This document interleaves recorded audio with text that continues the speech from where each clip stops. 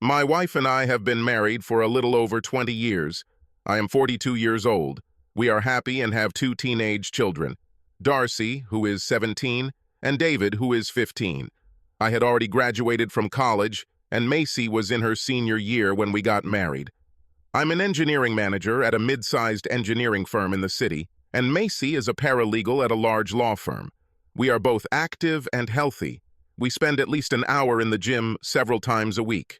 We also love being outdoors and often go hiking when the weather permits. I'm John Hopper.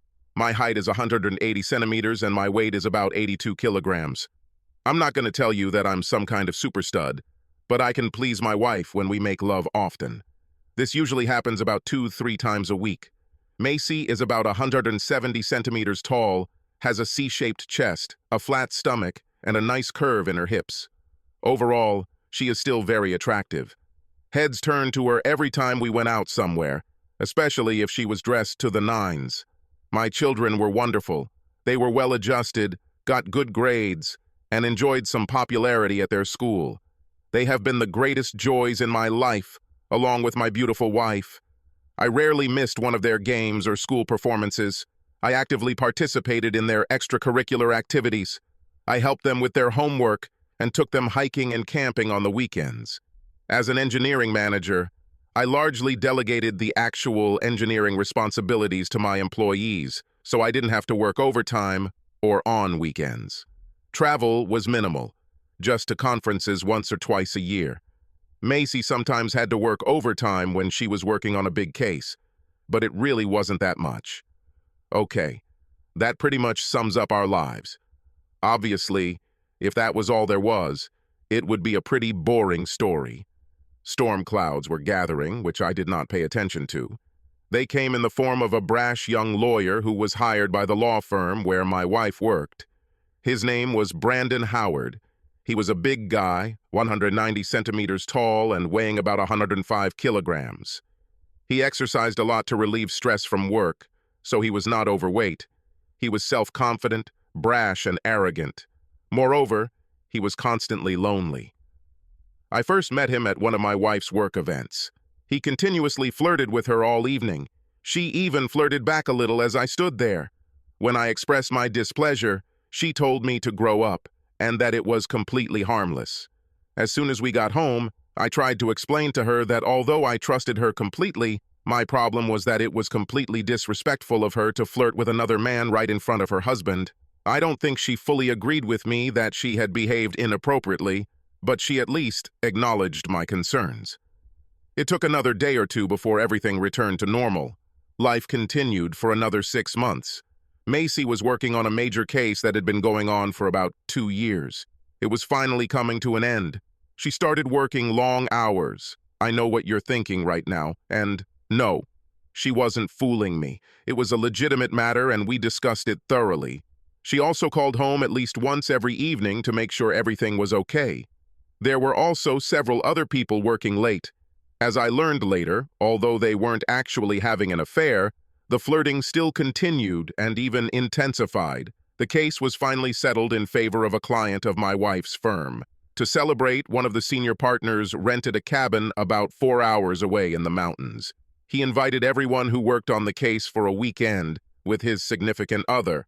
I knew my partner quite well, and we had actually been to the cabin a few times before. As I already said, the children were 15 and 17 years old. They were quite responsible and at the age where they could take care of themselves. We decided to leave them home alone rather than leaving them with my wife's parents. Yes, I warned them against any bad behavior. With that decision made, Macy and I packed our bags and left on Friday afternoon. We reached the cottage in the early evening and carried our bags to the room we were to use. Other than having to put up with Brandon flirting with my wife all evening, it was pretty enjoyable. After telling my wife how unhappy she was about continuing to flirt with Brandon, I decided to just leave her alone and chat with Charles and Louise, the owners of the cottage. Like I said, I liked Chuck and Lou, as they preferred to be called, in casual settings. We had quite a lot of similar interests. After dinner and sitting around the fire on the back deck, it was late, so I picked up my wife to put her to bed. I was actually very tired, and still a little angry with my wife, so I moved away from her and went to sleep. The next morning, I woke up to the smell of coffee. Macy was still asleep next to me, so I quietly got out of bed, put on shorts and a t-shirt, and then went in search of the wake-up juice. I walked into the kitchen to find Chuck and Lou busy preparing a large breakfast. Taking my coffee, I walked over and started helping. It was quite a production because besides Chuck and Lou, there were two other couples there, my wife and I and Brandon. George was another lawyer. He was here with his wife, Anne. Kathy was another paralegal who brought her husband, James. Eventually, everyone managed to get into the kitchen just as breakfast was starting. By the time I picked up my plate and headed to the table, I found Brandon had taken my seat next to my wife. "Sorry, but you are sitting in my place," I said kindly. "Oh, honey," Macy replied. "We're in the middle of a conversation. Could you sit over there, please, just now?" "But dear, I was a little busy helping. I was looking forward to sitting and chatting with my wife over breakfast. Everything will be fine just this once. After all, we can talk all the time, but I rarely get to interact with my colleagues outside the office." I was truly stunned. I decided that I really wasn't hungry after all, so I took my plate and put it on the counter. After refilling my cup of coffee, I walked out onto the back deck and sat alone. As I analyzed what had just happened, I remembered the expressions on several other faces when it happened. Something was going on here, and I had the distinct impression that I would not be happy with the outcome. As the day progressed, things didn't go so well. Macy spent most of her time next to Brandon. The only time she really spent with me was when we were both hanging out with other people. She was walking with Brandon when we went camping.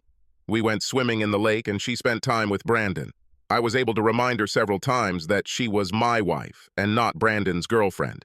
She just laughed it off and said that my imagination was running wild. By the time dinner was finished, I was fed up. When we went out onto the terrace to enjoy the evening and have a drink, my timing was perfect. My wife had just sat down, and as Brandon started to sit down next to her, I moved and pushed him out of the way with my hip as I sat down. Macy was unhappy. She gave me one of her annoyed looks. I simply smiled back and took her hand. She tried to pull it away, but I just squeezed harder, refusing to let go. Instead, she practically refused to talk to me. It was quite an unpleasant couple of hours as everyone else felt the tension. I had finally had enough. This weekend turned into a complete disaster.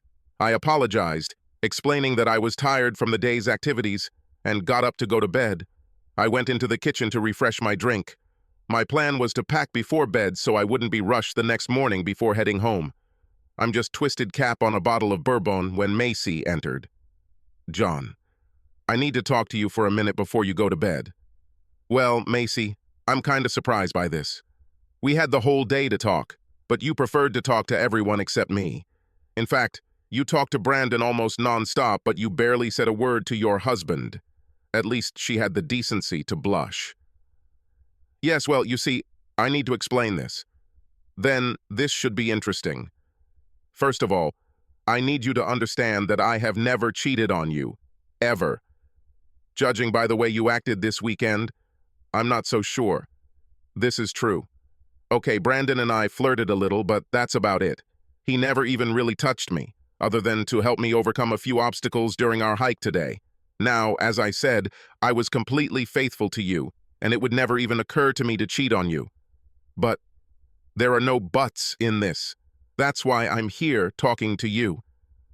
Now, I have to admit that there is quite a strong sexual attraction between Brandon and I. The flirting we were doing led to some sexual tension. That's why I need to tell you that I will spend the night with him. I needed to tell you and be honest, so it wouldn't be cheating. I'm not going to go behind your back. No. What? I said no. I'm not going to let that happen.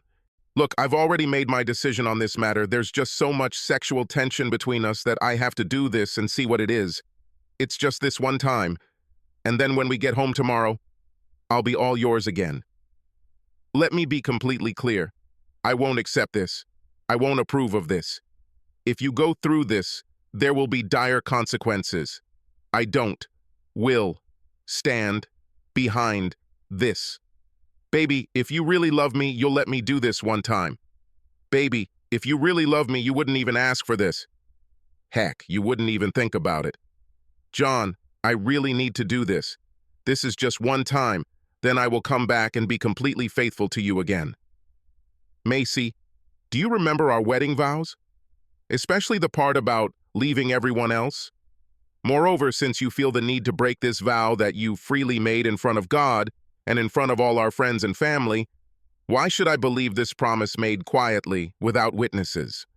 Okay, John, I can see you're angry about this now. I really need to do this, so I'll see you in the morning. We can discuss this tomorrow on the way home. With these words, she turned and went back out into the street. Just like that, 20 years of a happy marriage were flushed down the toilet. She expected me to be a faithful husband and wait for her to fly back into my open arms the next morning. I don't work like that. We discussed this several times.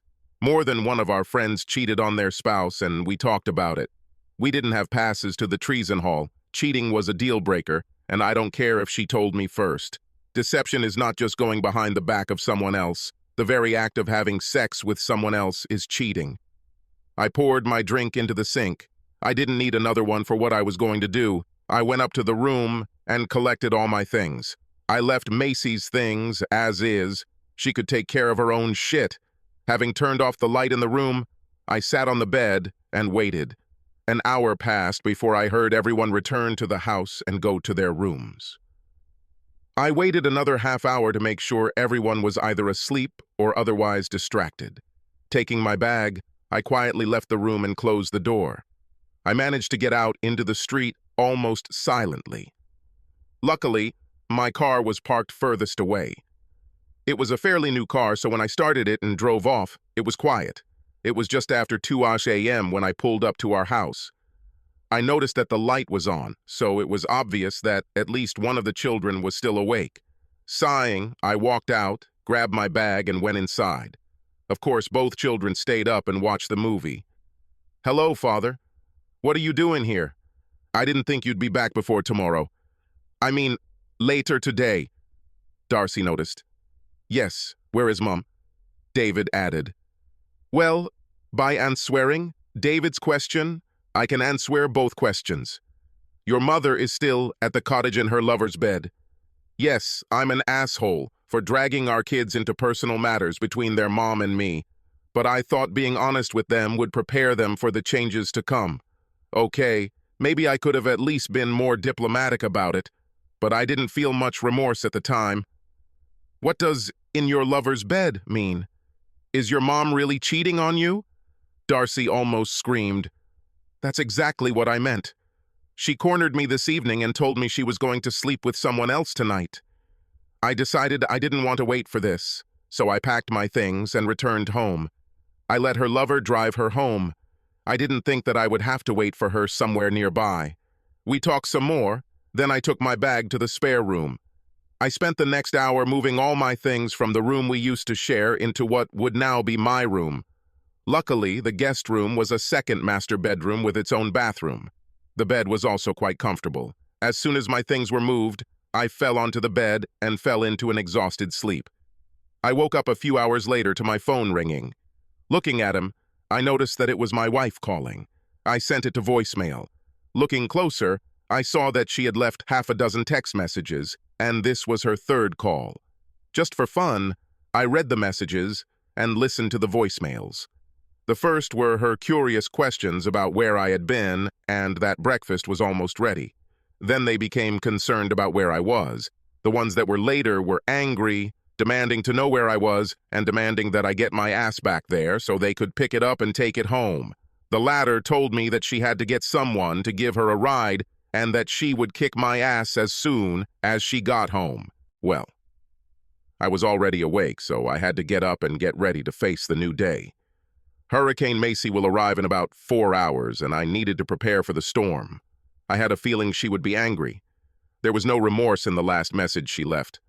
I got up, showered, got dressed, and headed downstairs for breakfast. By the time I finished eating, the children were already up. I explained to them that they should probably stay out of the crossfire since their mother was not in a very good mood. Surprisingly, they just laughed at it. I had a bad feeling about what would happen when she returned home. They didn't seem too happy with what she did. Where the hell are you, asshole? The slam of the door announced the arrival of Miss Congeniality. What the hell was the idea of leaving me there like this? Do you have any idea how humiliating it was for me this morning when everyone found out you left and I had to beg for a drive home? You bastard! I was going to pull you into bed today and have sex, but now you can just forget about it. I simply smiled back at her. In fact, I was amazed at the composure I showed her. First of all, dear, I don't care how humiliating you may think it is. Trust me, it wasn't nearly as humiliating as it was for me when you jumped into bed with that asshole and everyone knew it. Secondly, I have absolutely no interest in ever having sex with you again. Now you're damaged goods. Do you really think I would take you after your asshole lover was there? How can you talk to me like that? I am your wife. No, that's not true. Well, you may still be that way on paper, but in reality, my wife disappeared sometime yesterday. You're just a cheating bitch. What are you talking about? We discussed this last evening. I told you this in advance, so I didn't lie. Okay, let me ask you a couple of questions. First, last night did you sleep with someone who was not your husband? Yes, I told you I was going to bed with Brandon. Second, did you have sex with him? Of course I did it. Why do you think I went to bed with him? Then it's okay, because you allowed yourself to be fucked by someone other than your husband. You cheated, end of story. It doesn't matter whether you told me about it or not. In fact, you didn't even ask. You said you had already made your decision and that I had no say. I even told you not to do this. I told you that I am completely against this. You just went ahead and did it anyway. But if you really love me, you will let me do this. If you really love me, we can get through this. You stupid bitch! If you really loved me, you would never even think about sleeping with that asshole. With that, I turned and went into the garage to work on my 1969 Nova. Initially, it was an ordinary 6-cylinder engine with a 3-speed manual transmission. I replaced the engine with a 383 subcompact, and the transmission was now a 4-speed Borg-Warner Super T10. Yes, I know many new gearheads use a Restomod by installing a newer computer-controlled motor.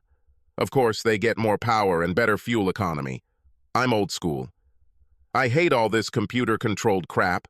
It takes a computer genius just to keep this stupid thing running. With the old engine, I can screw it in, plug it in, and it will work. This is newer shit. You screw it in, plug it in, install the computer controller, then take it somewhere else and pay the guy another $1,000 to set it up before you launch it. No thanks. Over the next few months, Macy tried to get me to talk. I wasn't interested in that. She also tried to come into my room several times late at night. I changed the locks and she didn't have the key. To me, we were now just platonic housemates who happened to have 2 children together. Why didn't I just divorce her? Children. I didn't want to just be a part-time dad. I loved my children and wanted to be close to them. Besides, I only had 3 years left before David would graduate and go to college. Macy tried to get the kids involved to get me to talk to her. Nothing good came of this. The kids were seriously pissed off about what she did. She tried to confront me to turn them against me. It was Darcy who set her on the right path. Mother, Dad never told us anything bad about you. You, on the other hand, have complained to us about him several times. Don't blame Dad for turning us against you. You did it yourself. Yes, there were sad times in the Hopper family. After 4 months, Macy began to wear very little clothing around the house when the children were not around. She started wearing very sexy lingerie to try to lure me into her bed, or into my bed, whatever works for me. I have to admit it was hard to resist at times. After all, she is a very sexy woman. However, I was determined. I simply could not get past her betrayal. 6 months have passed since that night. I can't stand it anymore, John. She said, dress it in a transparent black peignoir. I need you. It's been 6 months since we had sex. I need you to come to bed and fuck me. Why don't you go to your lover and ask him to do it? I have no other lover, John. I haven't had sex since that night in the cabin. Now I need you. And if you refuse to do your marital duties, I will have to go out and find someone else to do your job. Well, it was an ultimatum. I looked at her and said, "Just don't bring them here. I will not tolerate you bringing any of your lovers into my home. Go to their home, motel, or even the back seat of their car, but don't bring them here." A depressed expression appeared on her face. Then she turned and ran out of the room, sobbing. Choices have consequences. I don't want anyone else. I just want you. I heard her sobbing as she ran out of the room. You might be wondering why I didn't take the opportunity to just fuck her. After all, she is a very beautiful woman, and it has been 6 months since I had sex with her. Well, it's true, and I gave in to temptation. The problem was that I simply could not accept the fact that she had willingly humiliated me in front of her coworkers. Every time I tried to think about having sex with her, all I could imagine was her coworkers laughing at me as she lay on his bed, having sex with him. Pictures of their copulation and sexual scenes passed through my imagination. I lost all desire for her. Sure, she was beautiful on the outside, but all I could see was the ugliness inside of her. This was a week later, Saturday evening. I was relaxing in the living room, drinking scotch and soda and reading a book. Macy came down the stairs and stood in front of me. She was wearing LBD jeans, stockings, 12 cm CFM heels, and her expensive jewelry. Hair and makeup were done to perfection. She looked like she was ready to go to one of the most luxurious holiday parties we usually went to together. "John, I need you. I want you. I beg you. Please take me upstairs and take me. I can't take it anymore, so if you're not going to take me, I'll go find someone who will. I told you last week that I would do it if you said no. This is your last chance. Please don't make me walk out that door." "You look very cute," I answered. "I have no doubt that you will find someone to spend the night with. Just be ready, because if you fuck someone else, I'll take that as your permission for me to do it too. If you walk out that door and have sex with another person, I would view it as an open marriage in which we are both free to have sex with other people."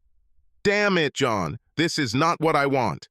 I willingly offer myself to you, but you continue to refuse me. I don't want sex with other people. I'm damn sure I don't want you to screw other women. You're driving me to this. It's not the same thing. If you don't need me anymore, why don't you just divorce me? Do you want this? Do you want me to divorce you? Damn it, no. I want you to take me as your devoted wife again. You weren't very loyal to me in the hut, so why should I expect you to be loyal to me now?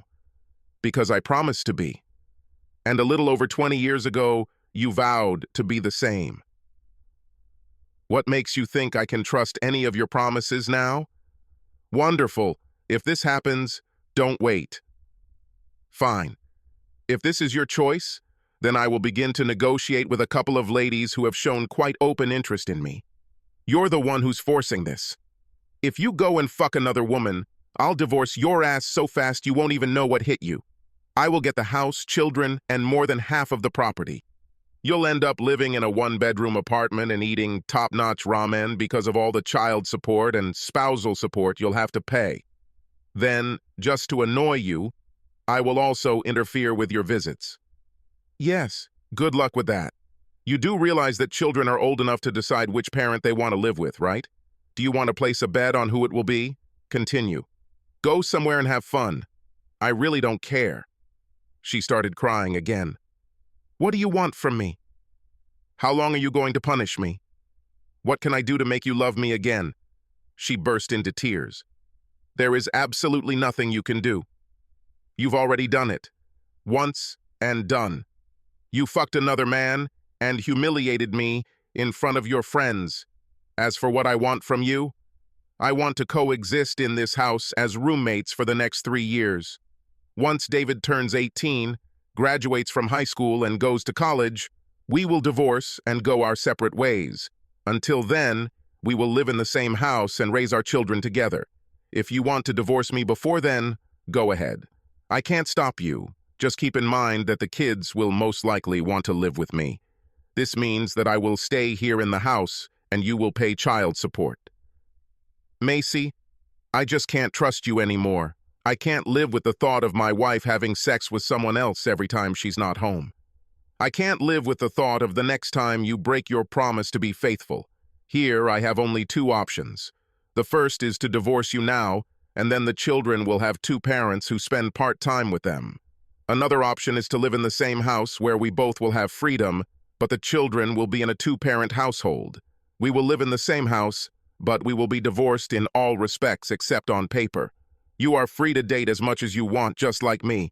We just won't bring anyone home with us. She actually went out that evening after washing her face and putting on her makeup. As promised, I also started dating other women. After a month, she seemed resigned to her fate. We were polite to each other and basically lived as platonic roommates while we raised our kids. We acted like a family. When one of us had a party, we usually went together. I had to maintain this farce in public. Of course, it didn't take long before all our colleagues realized what was happening. Heck, I dated several single women in my office, as did she with some of the guys she worked with.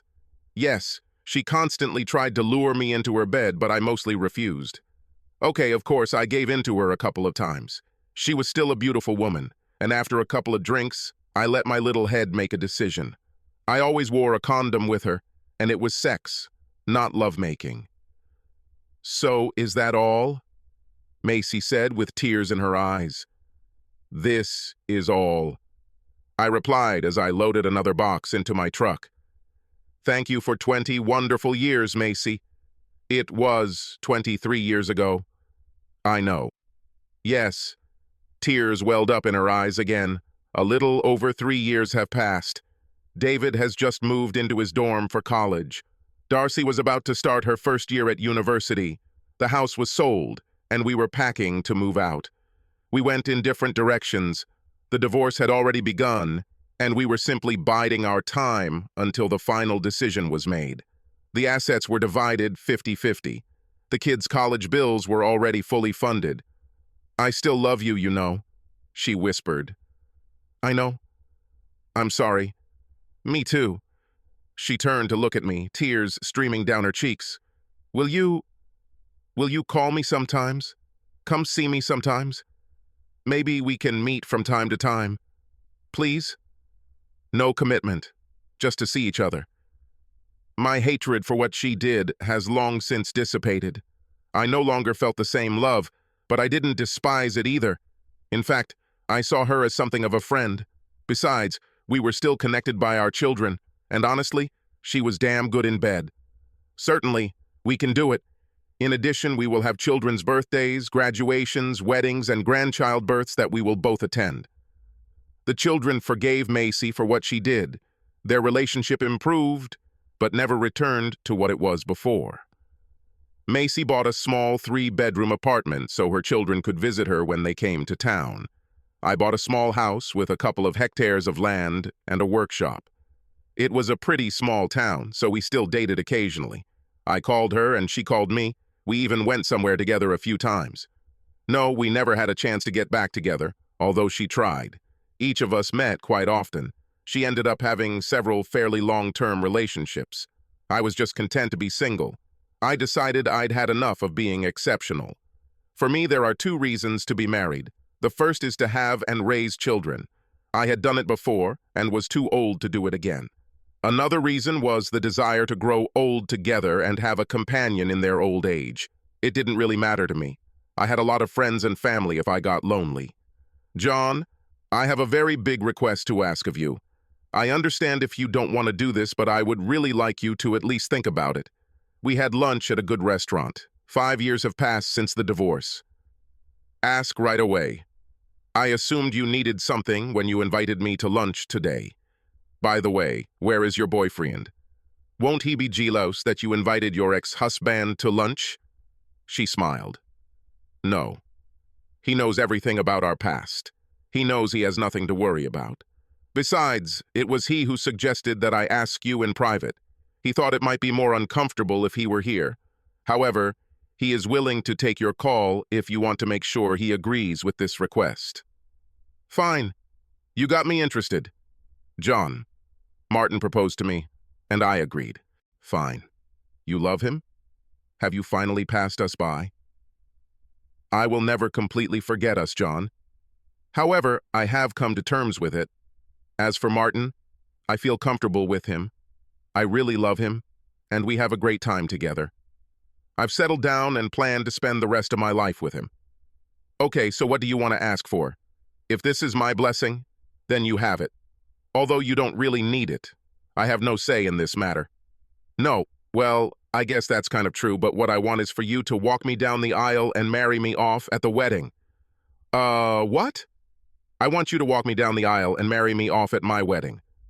Macy, most ex-wives don't even want their ex-husbands to be present at their new marriages, let alone actually participate in the ceremony. Yes, I'm aware of this. Then why in the name of all that is holy do you even think this is a good idea? Fine. Listen to me.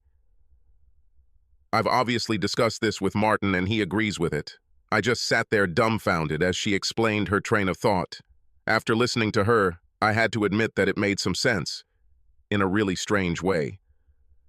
John, you were the most important man in my life, with the exception of my father. As you know, he is no longer alive. Moreover, you were the last significant relationship in my life. I could talk David into giving me away, but it just doesn't seem right for my son to give away his mother. It's like I belonged to my son. I just think it sounds a little weird. Instead, my heart belonged to you for most of my adult life. You were the last man who owned any part of me. Martin and I think it would be appropriate if the last man who held my heart gave that heart to a new man. After all, even if you still have a piece of my heart, it's obvious that you don't necessarily want to keep it.